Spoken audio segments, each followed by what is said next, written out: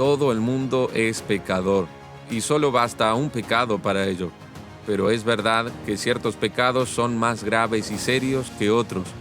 Al revés de lo que mucha gente se imagina, existe pecadito y pecadón.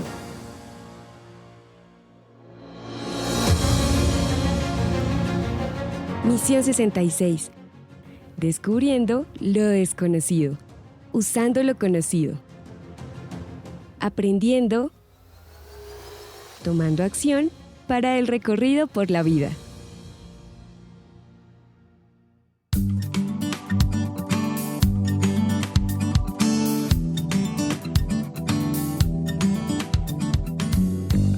Bienvenidos a Misión 66. ¿Y ustedes qué piensan? ¿Pecadito o pecadón? Primera de Corintios, capítulo 5, enfrenta un asunto delicado que ha carcomido la vida de muchas personas y manchado la reputación de una iglesia. El título de nuestro episodio de hoy es Revisión en la vida de la iglesia. Por ello, revisemos estas preguntas. ¿Está la palabra pecado fuera de moda? ¿Por qué toleramos tanto la inmoralidad? ¿Influenciar o ser influenciado? Quédate con nosotros y embárcate en esta misión de hoy.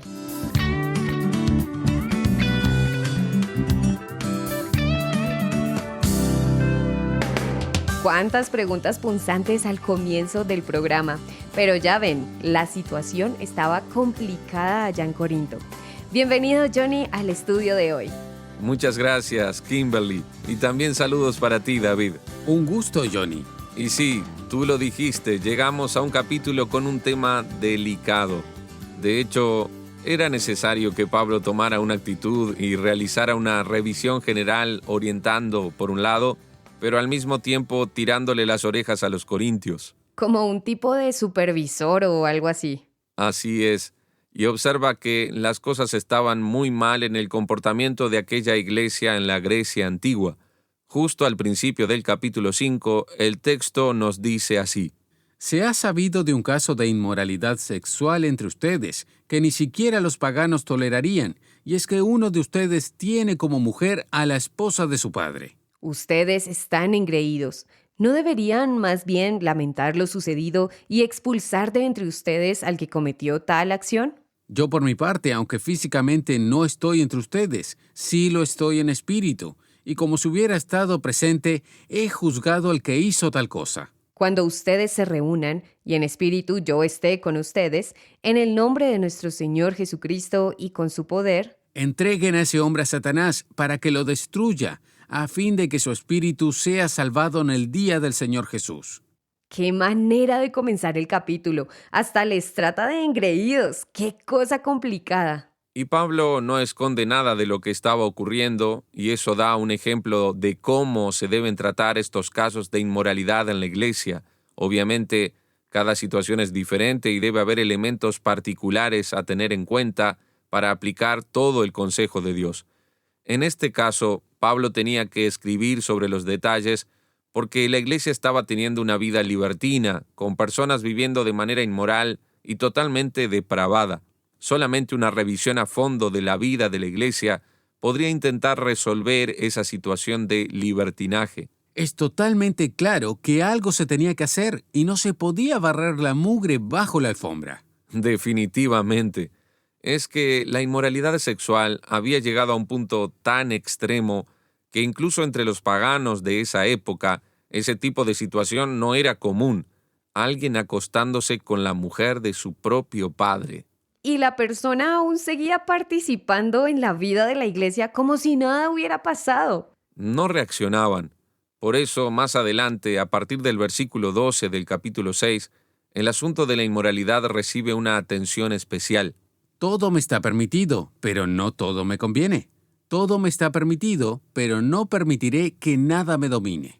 Y Pablo sigue ampliando y explicando esto en los versículos 13 al 17. Lo leemos en la versión Reina Valera contemporánea. Los alimentos son para el estómago, y el estómago es para los alimentos. Pero Dios destruirá tanto al uno como a los otros. Y el cuerpo no es para la inmoralidad sexual, sino para el Señor, y el Señor es para el cuerpo. Y así como Dios levantó al Señor, también nos levantará a nosotros con su poder. ¿Acaso no saben ustedes que sus cuerpos son miembros de Cristo? ¿Voy entonces a tomar los miembros de Cristo para hacerlos miembros de una prostituta? De ninguna manera. ¿Acaso no saben que el que se une con una prostituta se hace un solo cuerpo con ella? La Escritura dice, los dos serán un solo ser. Pero el que se une al Señor es un espíritu con Él. La vida inmoral, depravada y libertina que existía en la iglesia de Corinto lleva a Pablo a tomar una actitud dura y directa diciendo, no pueden vivir así. Esa vida que estaban teniendo es reprobable y no era posible que alguien fuera cristiano y viviera en la inmoralidad a la vez. Y el consejo es claro. Fíjense lo que dice Pablo en los versículos 18 al 20 del capítulo 6. Huyan de la inmoralidad sexual. Cualquier otro pecado que el hombre cometa ocurre fuera del cuerpo, pero el que comete inmoralidad sexual peca contra su propio cuerpo. ¿Acaso ignoran que el cuerpo de ustedes es templo del Espíritu Santo que está en ustedes y que recibieron de parte de Dios y que ustedes no son dueños de sí mismos? Porque ustedes han sido comprados, el precio de ustedes ya ha sido pagado. Por lo tanto, den gloria a Dios en su cuerpo y en su espíritu, los cuales son de Dios. Así es, querido oyente.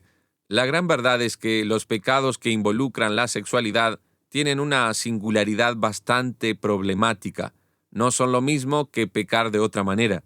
Creo que lo que la gente no se da cuenta es que un pecado que involucra el cuerpo tiene un prejuicio mayor, una consecuencia muy seria. Así es, por eso el apóstol Pablo pone de relieve en la orientación a la iglesia de Corinto que aquí estamos ante situaciones realmente serias y graves. Ahora bien, el problema no estaba vinculado solamente a la sexualidad y al libertinaje moral de las personas de la iglesia. Había otras cosas también. Ya en el primer versículo del capítulo 6 vemos otra situación que era digna de reprensión.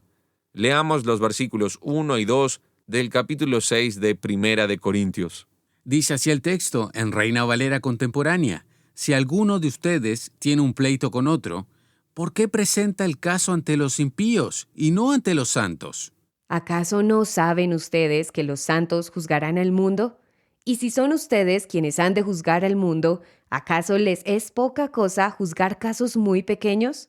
Como te das cuenta, había hermanos llevando a otros hermanos a los tribunales paganos. Así que se enojaban y algunos muy airados se llevaban unos a otros a resolver los temas internos frente a la justicia de la época. ¿Es así, verdad? Sí, correcto, pero lo que Pablo estaba diciendo es, no deben actuar de esa manera. Deberían resolverlo entre ustedes porque así están avergonzando el Evangelio. Ese comportamiento le hace perder credibilidad al Evangelio. Y en los versículos 7 y 8, el apóstol afirma, Sin duda, ya es bastante grave que haya pleitos entre ustedes. ¿No sería mejor pasar por alto la ofensa? ¿No sería mejor dejar que los defrauden? Pero el caso es que son ustedes los que cometen el agravio y los que defraudan y lo hacen contra los hermanos. ay, ay, ay, luces rojas por todos lados. El desvío de la dirección cristiana lleva a los corintios a vivir una vida inmoral contra la orientación de Dios y una vida de litigios. Y es claro que eso estaba perjudicando la predicación del Evangelio en aquellos días. Totalmente. Por eso el consejo de Pablo es directo y objetivo en cuanto a que los corintios no pueden mantener comunión con personas que se dicen hermanos, pero que no quieren vivir según el estándar del Evangelio. Personas hundidas en una vida libertina. El capítulo 5 dice en los versículos 6 y 7 lo siguiente. No está bien que ustedes se jacten. ¿No saben que un poco de levadura hace fermentar toda la masa? Límpiense de la vieja levadura, para que sean una nueva masa, sin levadura, como en realidad lo son. Nuestra Pascua, que es Cristo, ya ha sido sacrificada por nosotros. Y no es que Pablo no lo hubiese mencionado antes, porque lo menciona en este capítulo diciendo que por carta ya les he escrito que no se junten con esos libertinos. Sí, y quisiera que observen que aquí Pablo no se está refiriendo a los inmorales de este mundo, a las personas que sabemos no conocen a Dios y son avaros, ladrones, calumniadores o idólatras. Eso naturalmente requeriría de ellas que saliesen del mundo, lo cual no es posible. Y si no es a ellos, ¿a quién entonces? Pablo es bastante claro, Kimberly. Fíjense lo que claramente él dice en el versículo 11. Más bien les escribí que no se junten con los que se dicen hermanos, pero son libertinos, avaros, idólatras, insolentes, borrachos y ladrones. Con esa gente ni siquiera coman juntos. Pablo no está hablando de aquellos que están fuera de la iglesia, sino de los que están dentro, de los que se dicen hermanos. La iglesia de Cristo necesita tener seriedad. Por eso, el apóstol critica duramente el comportamiento inmoral de los miembros de la iglesia y recomienda la disciplina cuando dice: ¿Con qué derecho podría yo juzgar a los de afuera si ustedes no juzgan a los de adentro? A los de afuera ya Dios los juzgará. Así que saquen de entre ustedes a ese perverso. Sí, mi querido oyente, pero no desesperemos. No todas las noticias sobre la iglesia en Corinto son negativas. Es verdad que esa iglesia tenía pecados sobre los cuales Pablo realiza una evaluación muy negativa y les manda a corregir la situación, pero reconoce también cosas positivas. Él dice estas palabras en el capítulo 6, desde el versículo 9 hasta el 11. ¿Acaso no saben que los injustos no heredarán el reino de Dios?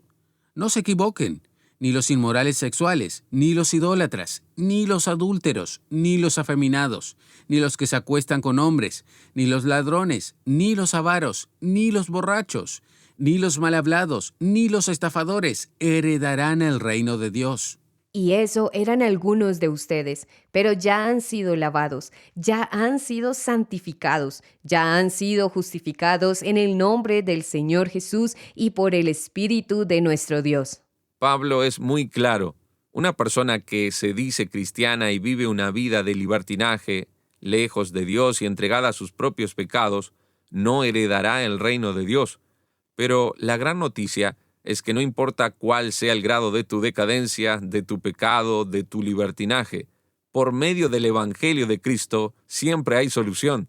Tanto es así que el texto dice que eso eran algunos de ustedes, pero ya han sido lavados, ya han sido santificados, ya han sido justificados en el nombre del Señor Jesús y por el Espíritu de nuestro Dios. Así es, querido oyente, aún para el peor pecado hay solución en Cristo Jesús. Pero la reprensión dura de Pablo en los capítulos 5 y 6 de Primera de Corintios nos llama la atención. Por eso, debemos entender que todo cuidado es poco con los pecados vinculados a la sexualidad. El que se entrega a tales pecados tendrá en su vida mucha infelicidad.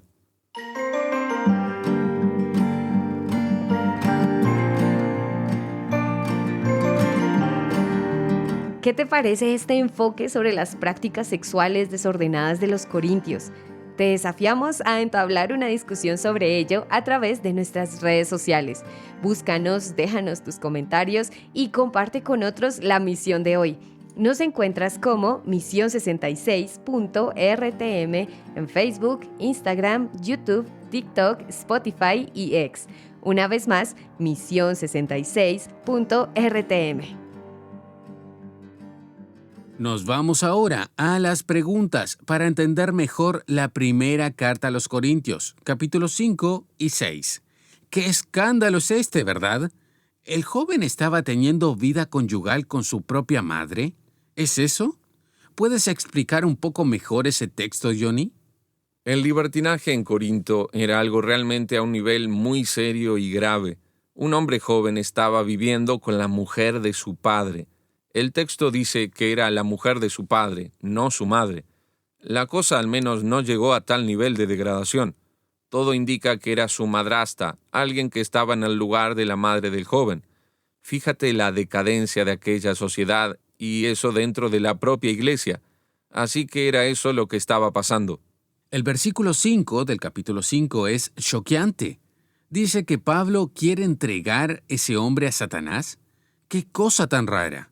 Sí, el texto es un tanto raro y nos llama la atención, pero seguramente se refiere al hecho de que el joven fuera excluido de la iglesia, expulsado de aquella comunidad cristiana, dejándolo en el mundo, en el dominio del diablo.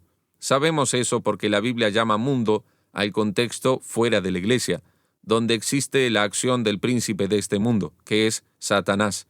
¿Y eso cómo se hace? ¿Hay algún sistema o método? Eso no significa hacer un ritual, una especie de vudú, ni nada por el estilo. No, la persona era simplemente desvinculada de la comunidad. Y en el caso de ese joven, Pablo dice que Dios iba a permitir que sufriese un castigo en el cuerpo, alguna especie de dolor, con la finalidad de que llegara a ser espiritualmente restaurado y recibiese la salvación. Así que es una apertura para que pensemos en la cuestión del sufrimiento físico que tiene origen espiritual con la finalidad de restaurar al pecador. Siguiendo la argumentación, ¿es el pecado sexual peor que los demás pecados? ¿Esa es la enseñanza que Pablo presenta aquí? Esa cuestión muchas veces se entiende mal. De hecho, existe una cierta igualdad entre todos los pecados en tanto que todos ellos nos apartan de Dios. Pero aclaremos esto. Todo el mundo es pecador, pues basta un solo pecado para ello. Pero también es una verdad muy verdadera que ciertos pecados son más graves y más serios que otros. No entiendo. Lo que están diciendo entonces es que podemos hasta hacer un juego de palabras. Hay pecado, pecadito y pecadón. ¿Es así? ¿Me lo explicas? Sí, claro, Kimberly. Existen acciones muy serias que exigen del pecador una actitud muy perversa, y hay pecados que todos hacen, que son menos graves. Al revés de lo que mucha gente se imagina, existe pecadito y pecadón. Los pecados sexuales tienen una gravedad mayor y sus consecuencias afectan el propio cuerpo de la persona. Así que determinadas cosas que haces en el área de la sexualidad van a afectar toda tu persona y vida, y también la vida de los demás para siempre. Por eso el pecado sexual es considerado tan serio y dañino, y aunque a la sociedad de hoy no le guste esa idea, ella sigue siendo verdadera y legítima. Ahora, el capítulo 6 de la primera carta a los Corintios habla sobre los litigios. ¿El cristiano está impedido de llevar a otro cristiano a los tribunales? Si fuera así, ya tengo el título para la telenovela, David. El fin de los abogados. Fíjate qué cosa interesante. ¿Significa eso que cualquier proceso en contra de un cristiano es indebido? De manera general, el Nuevo Testamento presenta de manera bastante clara que debemos intentar resolver todas las cosas entre nosotros. Y de hecho es una derrota, es una vergüenza que un hermano en la fe intente resolver problemas con sus hermanos ante la justicia pública. Eso es perjudicial para el Evangelio. Totalmente. Pero fíjense bien que aquí, aparentemente, se trataba de discusiones menores, de cuestiones no tan relevantes y sobre las cuales los cristianos estaban muy dispuestos a pelear y fácilmente terminaban en un tribunal. Pero, ojo, eso no significa que toda y cualquier demanda en la justicia sea necesariamente pecaminosa.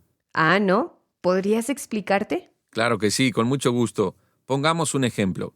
A veces la persona tiene derechos por una herencia y su pariente, que se congrega en la misma iglesia, no le quiere entregar su parte. O una persona que sufrió un daño muy grave y que merece reparación por vía judicial.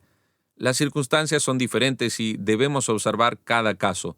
Ese texto de Pablo no prohíbe todo y cualquier litigio judicial. Él no legisla en ese sentido. Sí dice que se debe evitar. El aspecto vergonzoso del litigio, de llevar cualquier problema que se podría solucionar con una conversación o la mediación de los líderes de la iglesia y que no tiene ribetes judiciales, era lo que estaba ocurriendo en Corinto, y era perjudicial para el testimonio del Evangelio. Esa iglesia de Corinto es realmente sorprendente. La pregunta ante los hechos es, ¿la iglesia tiene autoridad para excluir a las personas? ¿Eso ayuda o crea más problemas? Es una buena pregunta. Entiendo que sea difícil comprenderlo, pero la gran verdad es que la iglesia tiene esa autoridad, aunque muchas veces eso se nos pierde de vista. Si una persona que tiene un compromiso con Cristo y la iglesia sobrepasa todos los límites del sentido común, si corta con el estándar básico en cuestiones de fe y práctica de lo que se espera de un cristiano, una manera de ayudarla es cortando la relación de comunión. Lo que estás diciendo es muy difícil de entender. Sí, por favor, ¿podrías explicarnos mejor hacia dónde apuntas? Pongámoslo a través de este ejemplo. Es como una persona que está cruzando una avenida y viene un automóvil a 100 kilómetros por hora en su dirección a punto de atropellarla y con un seguro final fatal. Ese no es el momento para acercarte delicadamente y pedirle, Por favor, ¿podrías salir del camino? Mira, allí viene un automóvil a toda velocidad. No. Lo que hacemos en esas circunstancias es tomar una medida acorde a la situación. Tú corres y empujas a la persona con fuerza para sacarla del camino y de esa manera se salve de la muerte en un momento de total urgencia. ¡Guau! ¡Impresionante! Yo no lo había entendido así. Claro, porque hay que dimensionar la situación, por lo que una actitud más drástica de la comunidad, una postura de ruptura, tiene la finalidad de despertar a la persona y decirle: ¿no ves que estás destruyendo tu vida? Despiértate. Es duro, sí, pero de esta forma, la persona tiene la oportunidad de ser restaurada. Mediante una actitud dolorosa y muy difícil de ser aceptada y comprendida, es verdad, pero hay que entenderla en el contexto de la urgencia de quien se dirige hacia el precipicio, y no hay más salvación que una medida de intervención drástica. Para terminar, una última pregunta candente que surge en 1 Corintios 5 y 6. Vivimos en un mundo con graves problemas sexuales que parecen ser epidémicos. ¿Puede una persona con problemas sexuales serios ser recuperada por el Evangelio? ¿Eso es posible? Absolutamente, David. Sin embargo, Jesús dijo que la razón principal por la que la gente no viene a Él para ser curados de sus pecados es porque aman su pecado y aman más las tinieblas que la luz, porque sus obras son malas y se aferran a ellas. Los pecados sexuales de todo tipo y descripción son como esos parásitos que clavan sus garras en la persona y es difícil liberarse de ellos, a menos que exista la voluntad de cambiar. Esa es la clave. Sin embargo, existe un pensamiento determinista común en la cultura actual que está resumido en una frase de la canción de Andrés Calamaro que dice: «El mundo me hizo así, no puedo cambiar». Otros dicen que nacieron de esa manera y se resignan. Sí, pero discrepo con Calamaro y esa filosofía determinista. Sí puedes cambiar. Todos tenemos debilidades y todos hemos cometido errores que muchas veces involucraron pecados sexuales. No se gana nada negándolos, bien podríamos admitirlo. Necesitamos la limpieza, el perdón y el nuevo comienzo que está disponible para nosotros al conocer y aceptar a Cristo. Algunos de los cristianos más apasionados y comprometidos que conozco son aquellos que han sido rescatados del más fangoso barro del pecado. Saben el tipo de dominio que puede tener sobre una persona y son capaces de presentar el Evangelio con compasión y comprensión. Agustín de Hipona fue uno de esos hombres que vivía en el pecado, pero rompió con él y se hizo un nombre en la historia de la Iglesia al rendirse a Cristo. ¿Decimos que hay esperanza entonces? ¿Se puede cambiar? Sí, podemos cambiar e ir más allá de nuestras propias limitaciones y debilidades. De eso se trata el poder transformador del amor de Cristo. A veces es agonizante, a veces lleva tiempo, a veces la victoria se obtiene por etapas, pero no necesitas ser esclavo de tus debilidades, porque el Evangelio de Cristo tiene poder para vencer.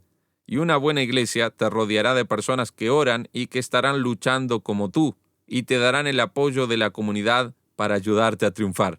Gracias por tus respuestas. Vamos ahora a la aplicación de este estudio.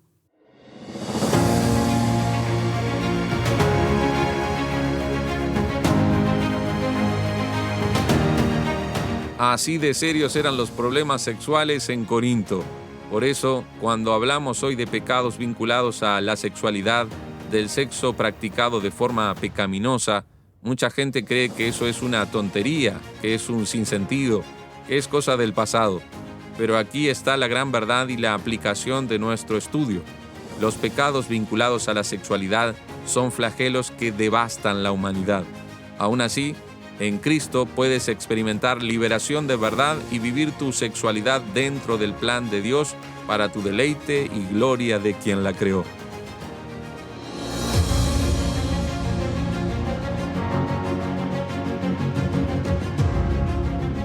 En un mundo de tanta confusión y desorden en la sexualidad, estos capítulos 5 y 6 de 1 Corintios nos ayudan a buscar respuestas certeras. ¿Qué conclusiones sacas de este estudio? Escríbenos y solicita el material gratis que ofrecemos para profundizar en el estudio de los 66 libros de la Biblia. Nuestro número de contacto es 1-847-857-8029. 1-847-857-8029. O escribe al WhatsApp más 1-847-857-8029. Más 1-847-857-8029 o envíanos un correo electrónico a misión66@transmundial.org. misión66@transmundial.org. También visita misión66.org.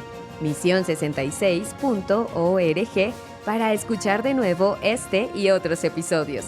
Acompáñanos en nuestra próxima Misión 66, donde vamos descubriendo lo desconocido usando lo conocido, aprendiendo y tomando acción para el recorrido de la vida. Misión 66 es una producción de Radio Transmundial.